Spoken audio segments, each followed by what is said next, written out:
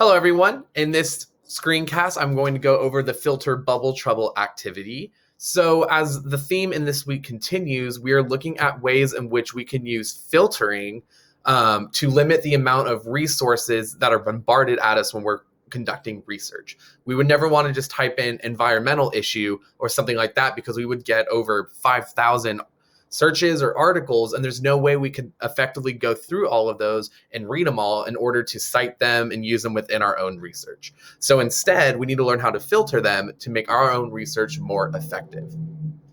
So in this activity, you're going to watch Beware Online Filter Bubbles, and where this doesn't necessarily focus on academic research, but it rather focuses on the ways in which social media companies and the internet in general kind of filters things for us, which limits our worldview. So in the same way that we have to use filters to narrow our research, we also need to be aware that filters can inhibit the things that we're exposed to, right? In a way, it can act as, essentially a bubble or a shield so that other sources of information can't come in. And this TED Talk is really interesting because it talks about the ways in which social media does that. They do that through search algorithms, where you're at. They track what you like and what you don't like, especially, for example, TikTok, right? If you go on your For You page, that's probably one of the best examples of what we call a filter bubble. Things that you watch, what videos you like, how long you stay on a video, all of that is tracked in order to give you things that you like. But that can work against you because that filter bubble is prohibiting you from looking at other sources. So it's interesting how there's two sides of the filter in which it can be extremely helpful or it can be somewhat hurtful in terms of what we're exposed to. So the first thing you're going to do on this activity is watch the Beware Online Filter Bubbles video, which is linked here, and you'll just click on that and you'll answer these following questions. And in part two, we're going to ask you how you can, in your own life, burst your filter bubble. How do you, on social media or even within the way you perceive the world, make sure that you're not looking through one narrow view?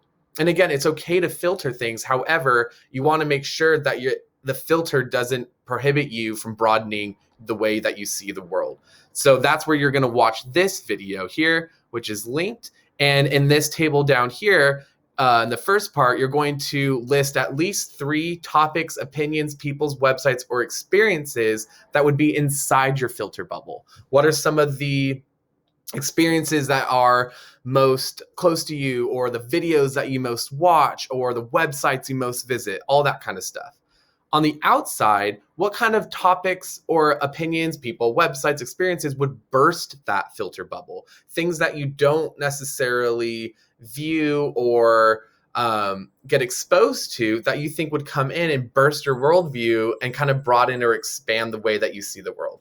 For example, things we may not think about on the day-to-day is, and you'll see this in one of the videos, is they say that a squirrel dying in your front yard and you coming across that dead squirrel may be more relevant to your life than, say, someone starving to death in sub-Saharan Africa, right?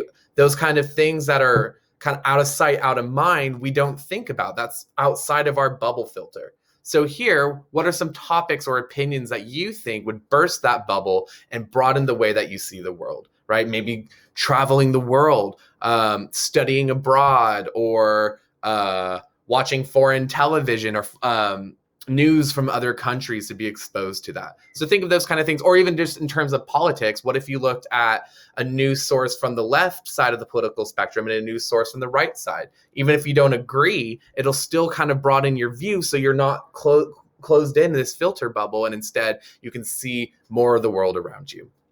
All right, and that's how you're going to complete the filter bubble activity. And when you are done, you're going to go ahead and submit it on Schoology. Thanks.